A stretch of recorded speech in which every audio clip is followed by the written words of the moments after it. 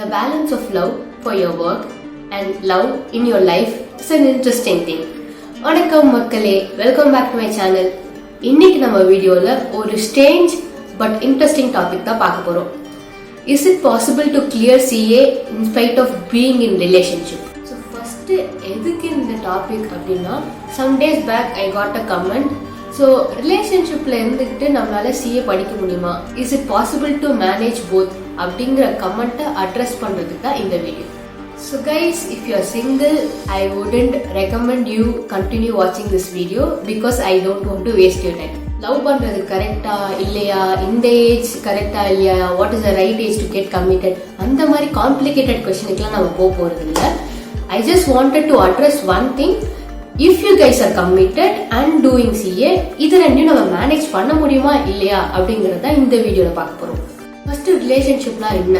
So என்னை பொறுத்த வரைக்கும் relationship is something where you help each other out to grow, hold their back when they wanted, push them when they wanted to give up, and you show them that you're constantly available whenever they want, they're in need.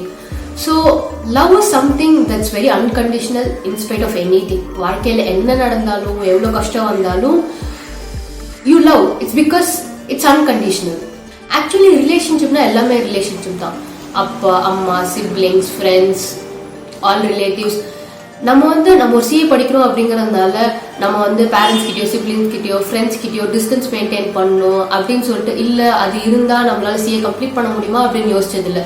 All I wonder is that நம்மளோட ஒரு partner ரிலேஷன்ஷிப்ல மட்டும் அது இருந்தா நம்மளால manage பண்ணிட முடியுமா அப்படின்னு சொல்லிட்டு அந்த கொஸ்டினே ஃபர்ஸ்ட் ஏன் வருது அப்படின்னு எனக்கு புரியல. ஸோ ஒரு நல்ல ரிலேஷன்ஷிப்ல ஒரு நல்ல பார்ட்னர் எப்பவுமே சப்போர்ட்டிவா இருப்பாங்க. நீங்க லோவா ஃபீல் பண்ணீங்கன்னா உங்களை பூஸ்ட் பண்ணுவாங்க. நீங்க சக்சஸ்ஃபுல்லா வர்றதுக்கு அவங்க ரொம்ப ஹெல்ப் பண்ணுவாங்க.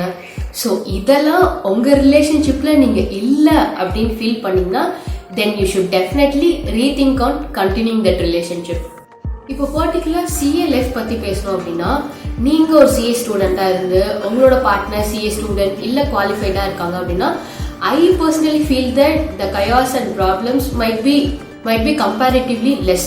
ஏன்னா நம்ம என்ன கோ த்ரூ பண்றோம், நம்மளுக்கு எவ்வளோ ஸ்ட்ரெஸ் இருக்கும், ஸ்டூடெண்டா இருக்கும் போது எப்படி இருக்கும், ஆர்டிகல்ஷிப்ல எப்படி இருக்கும், எவ்வளோ depression, work stress and late night works, நம்மளுக்கு எவ்வளோ செல்ஃப் டவுட்ஸ் இருக்கும், என்னென்ன டெசிஷன்ஸ் மேக் பண்றது ரொம்ப கன்ஃபியூஷனா இருக்கும் அப்படிங்கிற எல்லா விஷயமே they would have understood because they would have been going through it. இல்லைன்னா முன்னாடியே அவங்களுக்கு எல்லாமே தெரியும். ஸோ அதனால அந்த understanding and bond will be even more comfortable when there is a CA to CA love. Suppose CA to non-CA love, like நீங்க CA ஸ்டூடெண்டா இருந்து உங்களோட பார்ட்னர் நான் CAவா இருந்தா there might be some possibility that problems will arise.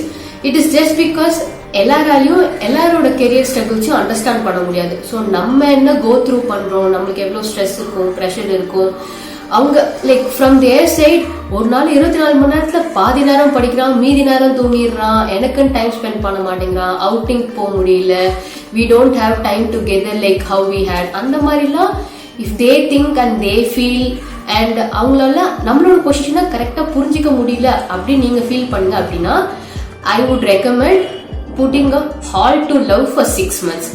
So அந்த 6 months உங்களோட love பீரியடுக்கு நீங்க halt போட்டீங்க அப்படின்னா, நீங்க at the end of 6 months எக்ஸாமும் clear பண்ணிட்டு and you can save your love also. இது எல்லா கேஸ்லயும் அப்ளிகபிள், இப்படிதான் எல்லாருமே இருப்பாங்க அப்படின்னு நான் சொல்ல வரல.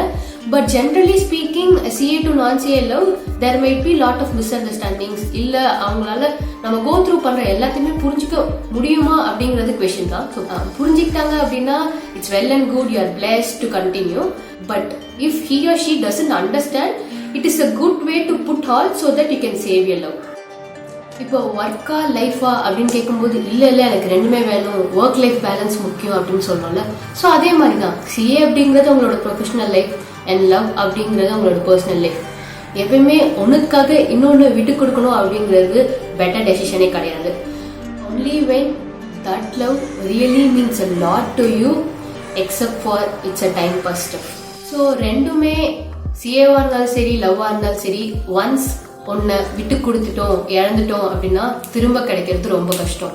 நம்ம ட்ரெயின்ல ஏறி டிராவல் பண்றதுக்கு கரெக்டான பிளாட்ஃபார்ம்ல வெயிட் பண்றது எவ்வளோ முக்கியமோ, அதே மாதிரி நம்ம ட்ரெயின் வரும்போது மிஸ் பண்ணாம அதுல ஏறுறதும் அவ்வளவு முக்கியம். So I wish and pray that you get successful in both personal and professional life. முடியும் நினைச்சா முடியாது என்பதில்லை. தொடர்ந்து முயற்சிப்போம், மாற்றங்களை உருவாக்குவோம். Until I see you in the next video, it's bye from AP.